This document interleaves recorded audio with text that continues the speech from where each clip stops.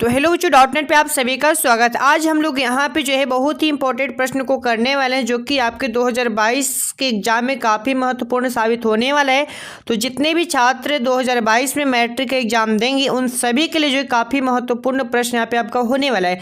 तो सारे के सारे प्रश्नों को आपको यहाँ पे अच्छे से देखना है। ये प्रश्न आपको जो कि रामबाण प्रश्न होगा, ठीक है। यहाँ से बहुत सारे प्रश्न आपको जो कि एग्जाम में देखने को मिलेगा, सेम टू सेम प्रश्न आपको जो कि एग्जाम में देखने को मिलने वाला है। तो ये प्रश्न आपको जो कि काफ़ी महत्वपूर्ण है 2022 एग्जाम के लिए, ठीक है। तो चलिए हम लोग यहाँ पे प्रश्न को देखते हैं किस टाइप का प्रश्न यहाँ पे हम जो कि रखे हैं और आपके एग्जाम में इसी तरह के प्रश्न आपसे जो कि पूछा जाता है। तो पहला प्रश्न आपके स्क्रीन पे है। पहला प्रश्न है कि मनुष्य के शरीर के सबसे बड़ी ग्रंथि का नाम आपको बताना है कि मनुष्य के शरीर का सबसे बड़ी ग्रंथि क्या होता है। तो देखिए यहाँ पे 4 ऑप्शन आपको दिख रहा है। पहला ऑप्शन लीवर है, सेकेंड ऑप्शन अग्नाशय है और ऑप्शन सी में यहाँ पे अंडाशय है और ऑप्शन डी यहाँ पे जो कि एड्रिनल ग्रंथि आपको जो कि दिया हुआ है। तो देखिए इसका राइट आंसर यहाँ पे आपको ऑप्शन नंबर यानी लीवर हो जाएगा, यानी लीवर। तो लीवर जो है मनुष्य के शरीर का सबसे बड़ी ग्रंथि होता है। इसी को हम लोग और किस नाम से जानते हैं, यकृत के नाम से भी जानते हैं लीवर को, ठीक है। तो ऑप्शन ए इसका बिल्कुल राइट आंसर है, ठीक है। अगला प्रश्न है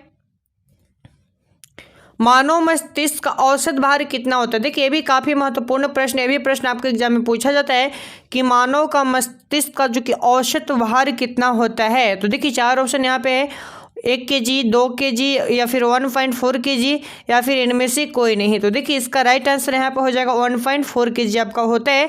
तो ऑप्शन सी यहाँ पे बिल्कुल राइट है, ठीक है।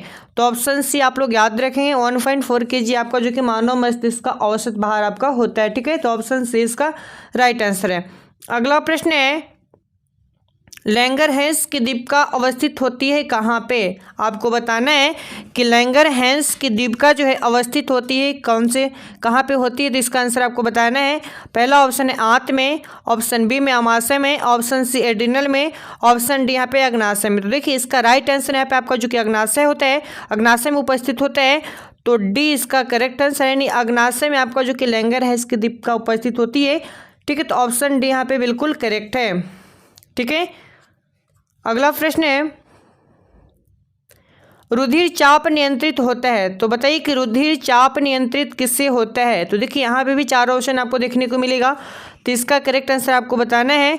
पहला ऑप्शन है थाइमस द्वारा, थायराइड द्वारा, ऑप्शन सी में एड्रिनल द्वारा, डी में है वृषण के द्वारा। देखिए इसका राइट आंसर यहाँ पे हो जाएगा एड्रिनल द्वारा। तो ऑप्शन सी इसका राइट आंसर है, ठीक है। यानी रुधिर चाप को नियंत्रित किससे किया जाता है, तो एड्रिनल ग्रंथि के द्वारा इसे जो कि नियंत्रित किया जाता है, जो कि ऑप्शन नंबर सी बिल्कुल यहाँ पे करेक्ट है। अगला प्रश्न है और इसी तरह के प्रश्न आपको जो कि एग्जाम में देखने को मिलते हैं। तो सारे के सारे प्रश्न आपको जो कि उसी पैटर्न पे यहाँ पे हम जो कि रखे हैं जो कि आपके एग्जाम में जो कि पूछा जाता है, ठीक है। तो अगला प्रश्न है कि पीलिया से शरीर की कौन से भाग आपका जो कि प्रभावित होता है। जब पीलिया नामक रोग आपका होता है तो पीलिया से जो है शरीर के कौन से भाग जो कि सबसे ज़्यादा प्रभावित होता है। तो यहाँ पे इसका आंसर आपको बताना है। देखिए यहाँ पे पहला ऑप्शन में किडनी है, सेकंड ऑप्शन में यहाँ पे लीवर है और सी ऑप्शन में दोनों है और डी ऑप्शन यहाँ पे अग्नाशय दिया हुआ। तो देखिए इसका राइट आंसर यहाँ पे यकृत यानी लीवर आपका हो जाएगा, यानी लीवर जो है सबसे अधिक आपको जो कि प्रभावित होता है। तो ऑप्शन बी यहाँ पे इसका करेक्ट आंसर होगा, यानी पीलिया से जो है शरीर का कौन सा भाग आपको जो कि प्रभावित होता है, तो लीवर आपका जो कि प्रभावित हो जाता है। तो ऑप्शन बी इसका राइट आंसर है, ठीक है। आप लोग याद रखेंगे अच्छे से। पीलिया में क्या होता है, शरीर आपका जो कि पीले टाइप आपका हो जाता है, तो आप लोग याद रखेंगे। अगला प्रश्न है शरीर के पित्त का निर्माण कहाँ से होता है। शरीर में जो है पित्त का जो निर्माण होता है कहाँ से होता है। तो यहाँ पे भी 4 ऑप्शन है, किडनी, लीवर दोनों या फिर अग्नाशय। देखिए इसका भी राइट आंसर यहाँ पे लीवर ही हो जाएगा, यानी लीवर से ही क्या होता है शरीर में पित्त रस का आपका जो कि निर्माण होता है, ठीक है। तो ऑप्शन नंबर बी इसका बिल्कुल करेक्ट है, ऑप्शन बी, ठीक है। आप लोग अच्छे से याद रखेंगे। ये सारे के सारे प्रश्न आपको जो कि एग्जाम में देखने को मिलता है। सभी प्रश्न यहाँ पे काफ़ी जो कि महत्वपूर्ण है। अगला प्रश्न है थायराइड ग्रंथि द्वारा थायरॉक्सिन हार्मोन संश्लेषण के लिए आवश्यक क्या चीज़ है। तो देखिए यहाँ पे भी 4 ऑप्शन आपको देखने को मिल रहा है। तो पहला ऑप्शन में आयोडीन है, सेकंड ऑप्शन मैग्नीज है, सी ऑप्शन यहाँ पे मैग्नीशियम है और डी ऑप्शन यहाँ पे जो कि आयरन दिया हो। देखिए इसका राइट आंसर यहाँ पे क्या हो जाएगा, आयोडीन हो जाएगा। तो ऑप्शन ए इसका बिल्कुल यहाँ पे करेक्ट है, ऑप्शन नंबर ए, यानी थायराइड ग्रंथि द्वारा थायरॉक्सिन हार्मोन को संश्लेषण के लिए हमें आवश्यक होता है आयोडीन की। तो ऑप्शन नंबर ए इसका बिल्कुल करेक्ट है।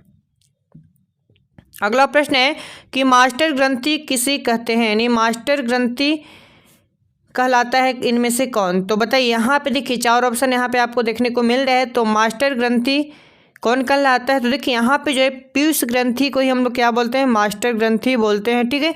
तो ऑप्शन सी यहाँ पे इसका बिल्कुल करेक्ट है। पीयूष ग्रंथि को हम लोग क्या बोलते हैं? मास्टर ग्रंथि के नाम से चूंकि जानते हैं, ठीक है। तो ऑप्शन नंबर सी बिल्कुल करेक्ट हो जाएगा, ठीक है।